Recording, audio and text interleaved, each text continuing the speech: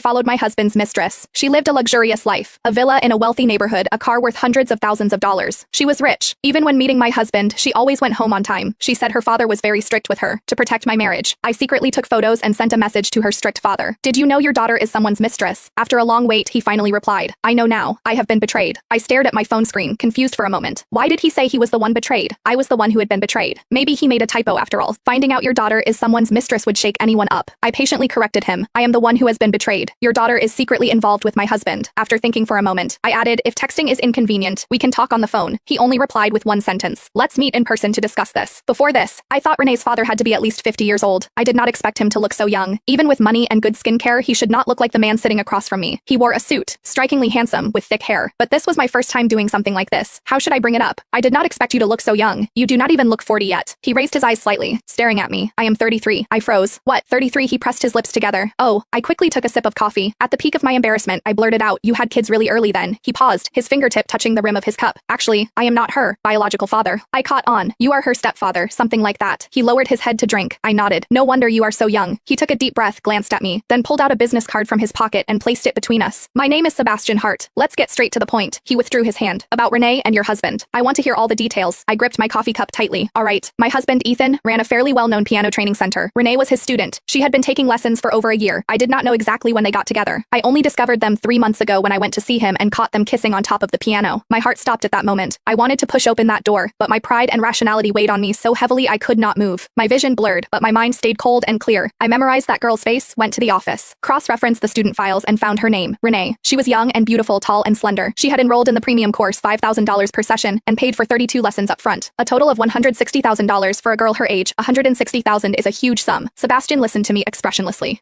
I remember her asking me for $200,000, so she pocketed $40,000 for herself. I could not help but grumble internally. Having a father willing to spend money on you must be nice. Since I had only caught them once, I was not sure if it was a fleeting affair or a long-term relationship, so I started following her. To my surprise, Renee lived an extravagant life. She did not work. She slept until afternoon, drove a luxury car worth hundreds of thousands, lived in a villa in a wealthy area, and spent her days having afternoon tea with friends, playing golf and tennis. I followed her for half a month and started feeling depressed. Honestly, I was shocked. Her circumstances are too good. I do not understand why she would be interested in my husband. Sebastian's expression darkened, his lips pressed into a tight line. Would you mind sharing your husband's financial situation? I spoke openly. He has a PhD in music. He left academia a few years ago to start his own business. His annual income just reached 7 figures, $1 million. Sebastian seemed incredulous at that answer. He pulled at the corner of his mouth, then looked me up and down, asking with certainty, so is he extremely good looking? I held out my phone to show him Ethan's photo. Actually, he is okay. Not as good looking as you. He looked up at me in surprise, narrowed his eyes, and said in a peculiar tone, you think I am better looking than your husband? I froze for a moment. Was that what I meant? No.